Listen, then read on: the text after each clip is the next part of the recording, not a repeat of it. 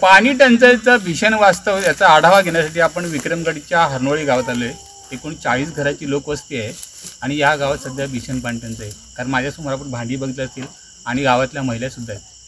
त्या ह्या रोजचा संघर्ष कसा करतात हा त्यांच्याकडून ऐकून.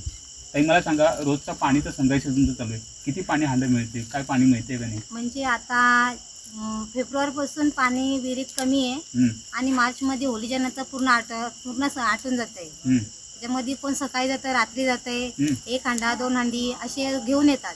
जसं कमी भेटते तसं घेऊन येतात. म्हणजे मना भेटेल असं पाणी भेटत नाही. म्हणजे आपल्याला पाहिजे तसं पाणी भेटत नाही.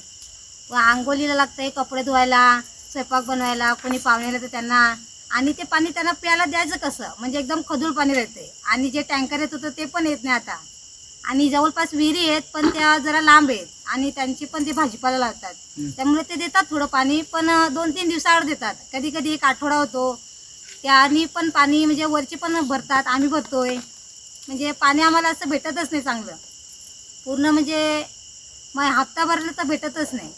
सध्या पाण्याचा टँकर येतच नाही का? येतच नाही आता. मग तुमचं ही पाण्याची जी परिस्थिती सध्या बघायला कोणी तर आलंच नाही का? हा, अजूनपर्यंत कोणीच नाही आले. म्हणजे इथले तहसीलदार, BDO किंवा ग्रामसेवक? नाही, अजून कोणीच नाही आले. आता 1-2 महिने झालेत, अजून कोणीच नाही आले पाणी बघायला. तर मला सांगायचं, पाणी नसल्यामुळे इथं गावात भांडणं होतात का महिलांची? हो. हा हो, नंबर लागतात. ती सांगते माझं भरायचं आहे, ती सांगतं माझं भरायचं आहे. मी माझं लहान बाळ आहे त्याला घेऊन पाणी भरते. माझी सासूबाई पातल्यात कामाला जाते, ती रात्रीची येते, तेव्हा रात्रीचे 2ला-3ला उठून पाणी भरते, तेव्हा आमच्या घरी पाणी येते. तेव्हा विहिरीचं खदूळ पाणी पिऊन पिऊन माझं पोर आजारी पडले, महिना झाला दवाखान्यात नेऊन. मग तुम्ही तक्रारी केल्या नाही का कुठं? तक्रारी अर्ज दिलेला ग्रामपंचायतला. मग त्यांनी येऊन काही बघितलं नाही का? नाही, अजून बघितलेलं. माझ्यासोबत मावशी पण आहेत, मावशींना विचारू. मावशी मला सांगा, मग तुम्ही रात्र पाणी भरता का दिवसा पाणी भरता? रात्रीचीच भरतो आम्ही पाणी. या पुढे या जरा पुढे या. का दिवसा आम्ही कामाला जातो, मग रात्रीची तिकडून 5-5:30ला यायचा ना रात्रीचे पाणी भरायचं. रात्री जाग आली का उठायचा. कधी 3ला जाता तर 3ला पण पाणी भेटत. कधी 1ला गेला तर 1ला तर भेटला तर बरा, नाही तर नाही. पण परत रिकामी भांडी घरी घेऊन यायचा.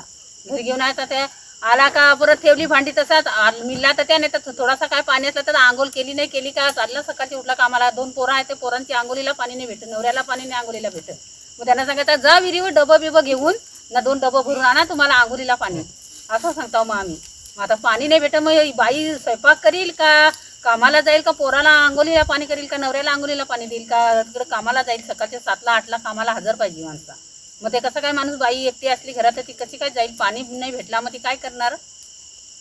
आता पाणी किती मिळते तुम्हाला? आता 2 हांड जर नेलं तर 2 हांड भरलं तर ते, नाही तर एका दुसरी बाई आली, अगं माझा नंबर होता, तू आलीस ना, तू भरलास. मग आता मला काय माहित का तुझा नंबर होता असा. मी आलो तर मला 1 हांडा मिळलाय, मी चाललो घेऊन. आता तुझा नंबर असेल तर भर, मी जाताव घरी.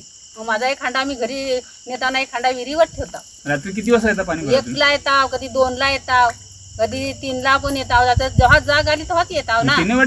भीती आता काय करणार, पियाला पाणी नाही तर भीती नाही भीती. याचा ते काय बारीशी बॅटरी घ्यायची, बॅटरी पण असली तर ती, नाही तर पाण्याच्या कथा बॅटरी पण घ्यायची. कारण तर विहिरीवर कोण दिसत नाही ना, जाऊ दे पटकन मला, काही विहिरीवर कोणी नाही तर मला पाणी भेटत, असं करून यायचा. बॅटरी भेटली तर ती घ्यायची, नाही तर घेतणार, बॅटरी पण नाही घेतली, तशीच येतात धावत. माझ्या समोर आता आजी आहेत. आजी मला बोला, आजी मला सांगा, तुम्ही आतापर्यंत पाण्याची टंचाई इथं बघितली असेल, आतापर्यंत पाणीचा प्रश्न सुटला का इथं? कोणी येऊन बघितलं का तुमच्या गावात? कोणीच नाही बघितलंय. कोणी नाही बघितले.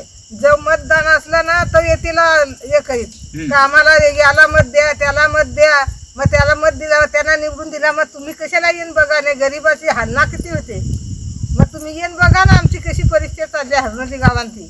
ना सांगायला का मग भांडणं होते ना, मग आम्ही कसं काय सांगायचं ना, कसं बोलायचं? आम्हाला बोलाय पण नको ना, काय नको. मग पाणी मिळला तर भरायचा, नाही मिळला तर यायचा घरी अंधेरातच. किती वर्ष झाली इथं पाण्याची अशी समस्या? आजी 8 वर्षे झाली, पिढून पिढी गेली सासऱ्यांची. अख्खी गावांची माणसं आमची ज्यांनी ते समजा तव्हांच्या विहिरी बांधलेल्या, तिथून पाण्याची टंचाई आहे आमच्या गावात. तिथून पाण्याचा प्रश्न सुटलेलाच नाही. टँकर आणून टाकतात तर त्या टँकराचा पण पाणी पुरायला पुरत नाही. आता पाण्याचा टँकर येतो का गावामध्ये? आता येईच नाही. आता पाणी कुठून आणता तुम्ही? मग आता कुठून तरी आणायचा ना पियाचा.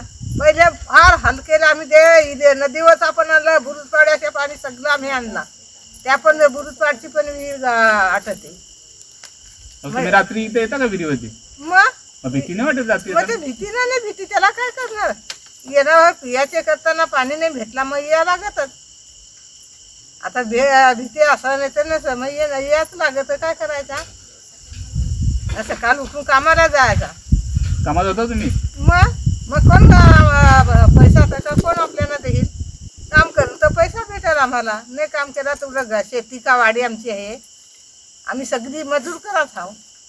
आणि मग रात्री येऊन मग पाणी भरायचं? हा, रात्री पाणी भरायचा, असं काली उठून कामाला जायचा. ह्या महिलांची जी व्यथा जर पाहिली तर त्यांचा दिवसाचा संघर्ष आणि रात्रीचा संघर्ष पाहिला तर दिवसा कामाला जायचं आणि रात्रभर पाणी भरायचं ही यांची आत्ताची रोजची दैनंदिन क्रम आहे. कुठंतरी शासनाने याच्याकडे लक्ष दिलं पाहिजे आणि ह्या महिलांच्या ज्या व्यथा आहेत त्यांना पाणी मिळत नाही, फक्त 1 ते 2 हांड्यावर संपूर्ण कुटुंब चालवायचं. महिलांची आज विनंती आहे का सरकारने आमच्याकडे बघितलं पाहिजे, आमची व्यथा जाणली पाहिजे आणि आम्हाला लवकरात लवकर पाण्याची त्यांनी सोय केली पाहिजे. शशांक कासार, TVN मराठी, विक्रमगड, हरनोळी गाव.